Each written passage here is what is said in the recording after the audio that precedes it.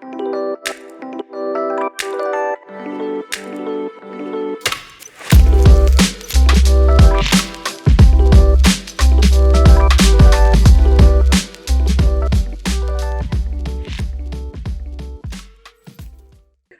up, everybody? Welcome to the November episode of Keeping Up with Modern Classrooms. My name is Monte, she, her pronouns, and I'm a middle school science teacher in Washington, D.C.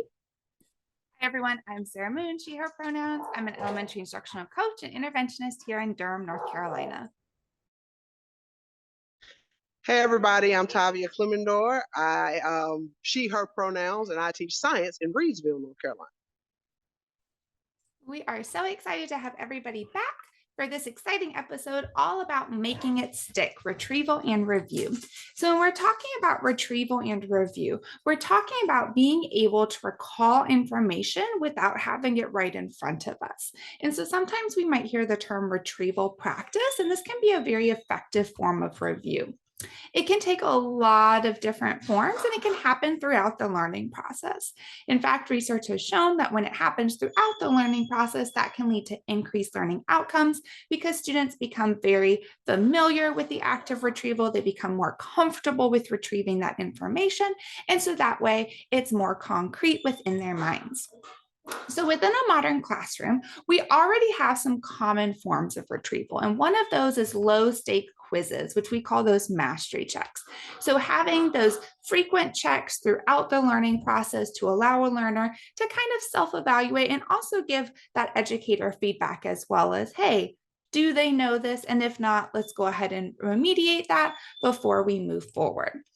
We can also differentiate our actions based on retrieval. So for example, going back to those mastery checks, having a strong revision and reassessment policy that's differentiated based on those errors, based on what type of support that learner might need, can be very helpful to, again, make sure that that learning has really stuck. And then there's also lots of room to build in your own type of retrieval and review practice. So a couple of the things that we commonly see is within instructional videos. First off, just being able to review that instructional video at any time. I know I always say my review units when I turned into a modern classroom were my easiest review units ever because I already had a whole bank of instructional videos with content that I could utilize and my students could utilize as well. There's also something called retrieval or brain dump notes. Tony Rose has talked about it on the podcast. That can also be incorporated, which is an effective form of retrieval practice. And then also within some whole group activities. Of course, within a modern classroom, we have our 4 types of instruction: whole group instruction, small group instruction, one-on-one, and blended. And so we can always incorporate some review activities. A lot of teachers, myself included, like to do a little retrieval practice as part of our do now, a little bit of a spiral review problem. And then, of course, having discussion routines, such as a think, pair, share, can be a strong and easy way to go ahead and implement some retrieval practice. And then, of course, with mastery checks, we can also have some spaced practice and retrieval. So maybe every 3rd mastery check or maybe every 5th mastery check is a review of the ones previously. And so that can be another way to build in retrieval and review within your modern classroom. All right, so Monte and Tavia, we've kind of overviewed retrieval and review in general. Are we ready to go ahead and get to some questions from our community? 2 thumbs up. All right, Monte, I'm going to Absolutely. go ahead. Awesome. Monte, I'll go ahead and have you start off with this one, which is, how do you balance notes and mastery checks? Do your learners get to always use their notes? Monte, let us know what you think about that. Well, this is probably going to sound super controversial, but I've actually never allowed them to use their notes on master checks. It's honestly not a thing that I've ever even thought about. So great question. And I have never allowed it. I think for me, the idea of a mastery check is I'm just truly wanting to know what they know in the moment. And normally it allows me to know for sure, like, what they've been able to like put into their brain. I think because for me, mastery checks aren't always necessarily including some of those higher order thinking questions. It's really just quick check-ins to see like, are you understanding, that temperature is the average kinetic energy? Do you understand that like the particles move faster in a gas than they do in a solid? And yeah, because it's normally not super higher order thinking questions, I'm not inclined to let them use their notes. I think if I was designing more comprehensive mastery checks, which I have done, which kind of I think goes to a later question, then yes, notes would probably be allowed. But I think for me, the balance is I just make sure to have one mastery check and one set of notes per lesson. And if I don't have one mastery check, because like a lesson is short, I just would give one mastery check for 2 lessons. But I make sure that they're kind of normally a 1-to-1 ratio. Nice. Tavia, what about you? Kind of the same. It was very interesting when you talk to teachers from different disciplines and they say that they allow notes, but I never have either. I teach science like Monte, and I've never considered letting them use their notes on a mastery check, especially not the first go round. Now, what I have started doing is with some of my students who are reading strugglers, my students who have taken this mastery check 5 times already, and they are still not quite getting there. Once we've gotten to that stage, then I'll say, hey, go grab your notes. And it is a good telltale sign then, because I teach high school, and yes, they are encouraged to take notes, but I give them freedom of choice. If you don't take notes, that is your prerogative, but it could come back to bite you later. And usually that's what happens. And so before they'll be allowed to retake it that last time, I do tell them, you have to go back and take your notes first. Because clearly you're on a rat ball and you're just going in circles, and you need to do something to try to improve, to do better. So I typically don't. It's usually an extreme circumstance when I do let them use notes. And I'll be the voice that says, sometimes I do. I think it really depends on the overall content. So for example, I'm in North Carolina, there's a variety of formulas that they get on their end of grade test. And so if it's something that I know they're going to be able to have on their summative assessment, I do allow them to use their notes on that. I also sometimes allow them to use their notes depending on the type of mastery check. So I think, both of you kind of lifted up with science, and I agree, if we're talking about solids, liquids, and gas, not only do I want them to know solids, liquids, and gas, but then also myself as an educator, I want to make sure that my practice is strong enough for them to have stuck with that learning, right? But then for other disciplines, I'm thinking specifically with humanities, I think sometimes notes are almost necessary depending on the amount of information. So for example, a lot of times in social studies, we might be more like synthesizing our information for the mastery check. If we've just done a whole thing on important battles of the Civil War, I'm not going to expect 5th graders to remember every single one, but I might expect them to, synthesize and compare and contrast 2 of them, right?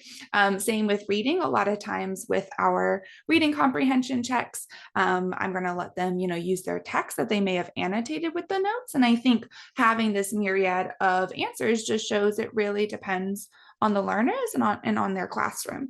I want to lift up as well, Tavia, when you said, sometimes they do get it. I do think sometimes we have learners that for a variety of reasons get really anxious, right? And sometimes it can just be really calming, I think, to be like, hey, look at your notes, right?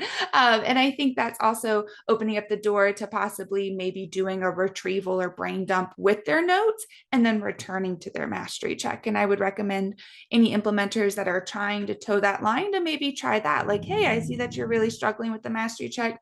Why don't you go do a 2-minute review of your notes, and then we'll come back to it. And maybe that can help alleviate some of that testing stress. I've definitely done that. I think with notes especially too, like it's very great when they not great that they fail a mastery check, but like great when they do fail a mastery check for you to be like, hey, let's get your notes.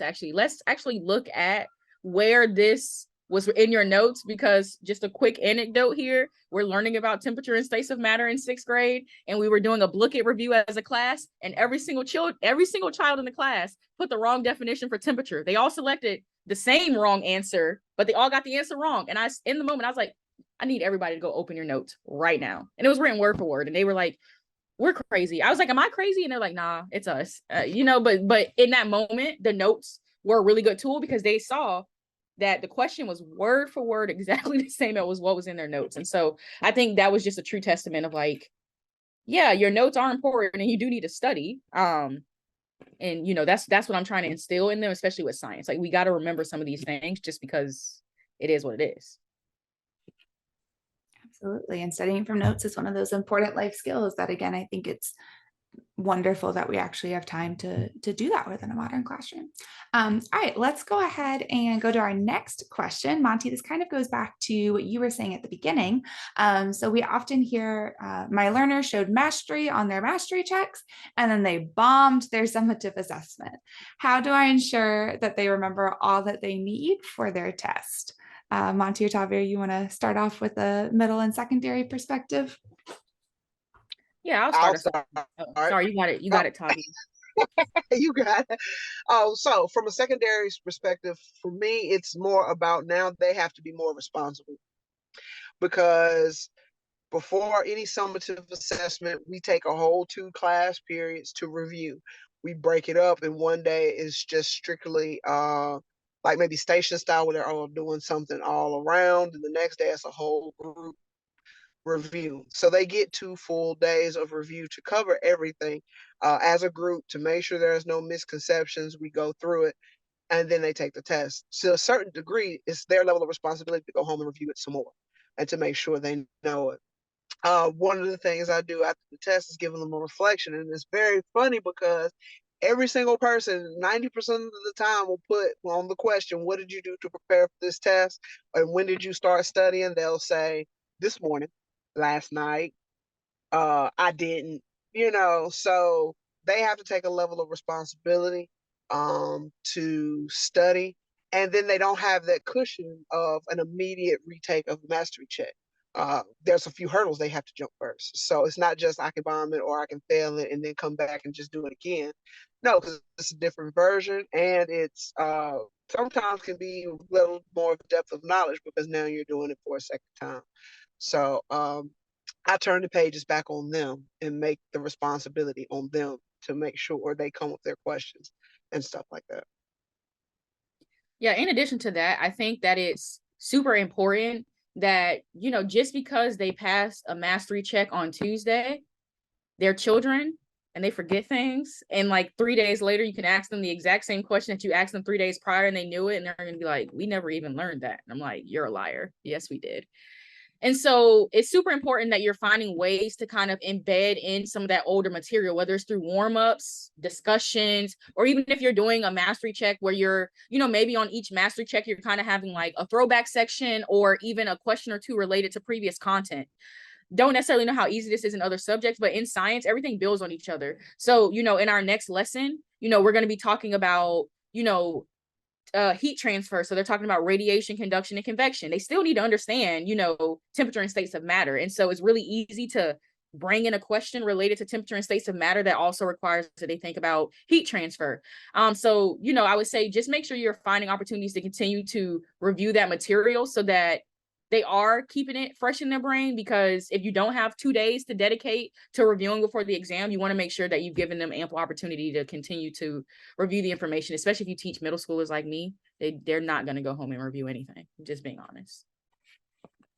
Well, and I think to build on that, Monte, I think you and I are kind of on the same wavelength in terms of building. I think a lot of times also our learners, they not only sometimes forget, but they don't always see that connection. And it's because they're so overwhelmed by the new information, right? Like I'll tell my elementary kiddos all the time, like, don't look at these questions and freak out, because I know that your brain looks at it and it goes like, I can't do this. I'm like, I promise.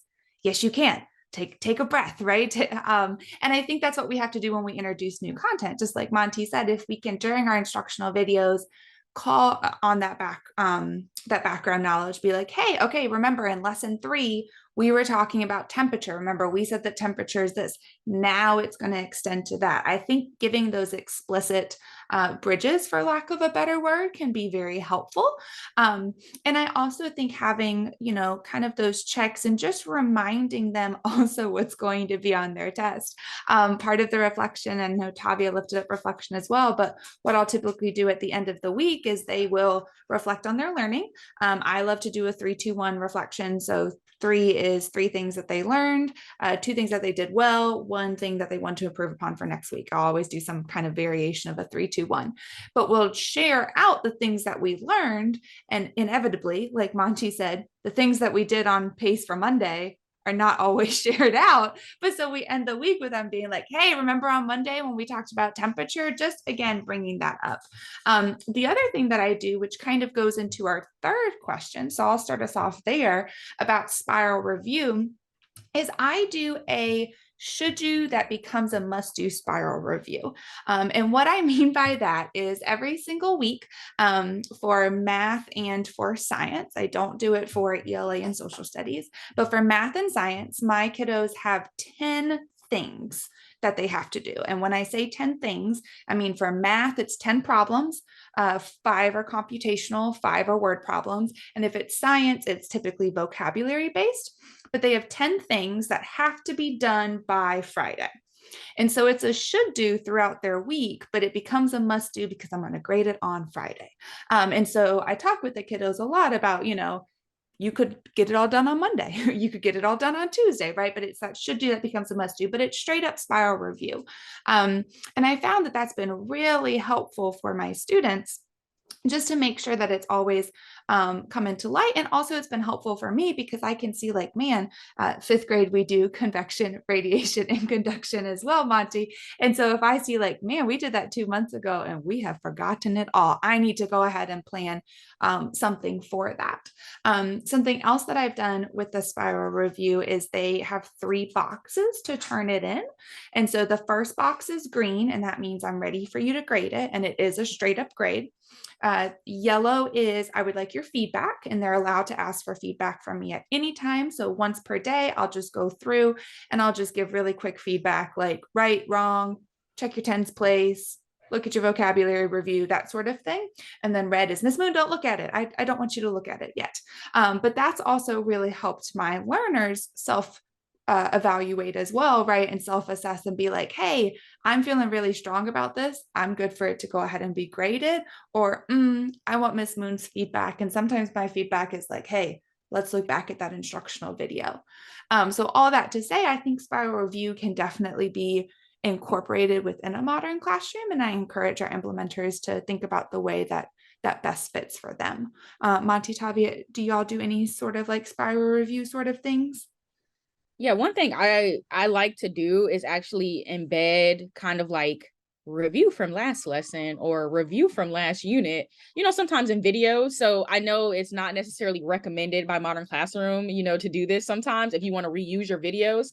But again, I actually like to record a lot of my videos every year. I change slide templates.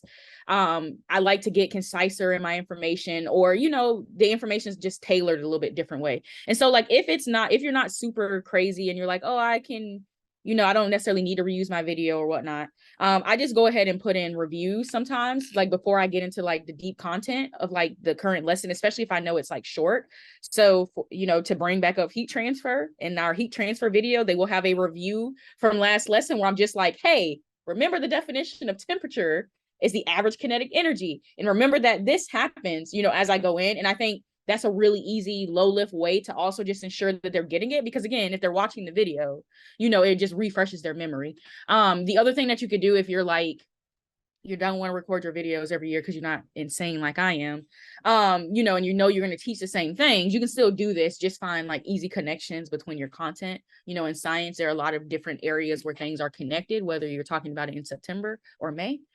So, if that's also your thing, you can also do that really low stakes way. Add puzzle question, before you actually dive into the actual content of the video. You don't want to put it in the actual video itself because again, you're not crazy. So things like that.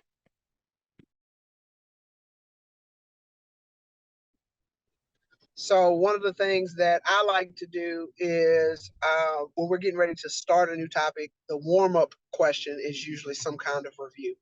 And it kind of gets them to thinking about where we're going next. I teach biology, so everything is kind of streamlined. One thing kind of comes after the other. So the first question is all back to what we Tavia, just Tavia, it just Tavia. depends. Okay. Tavia, we can't hear you. It's like Tavia, I don't think she hear me. But that's okay. We could summarize because I heard the beginning. So yeah, so having that like first initial question kind of being a review. I think it again just goes back to being intentional with it, right? Because as long as we're intentional, we're really able to build those moments strategically. All right. Well, this was a fabulous conversation. Definitely, viewers, check out our show notes. We have a special one of our podcast episodes where Tony Rose discusses her retrieval practices, and she also goes over her retrieval notes. So definitely a must listen if you haven't listened to it yet.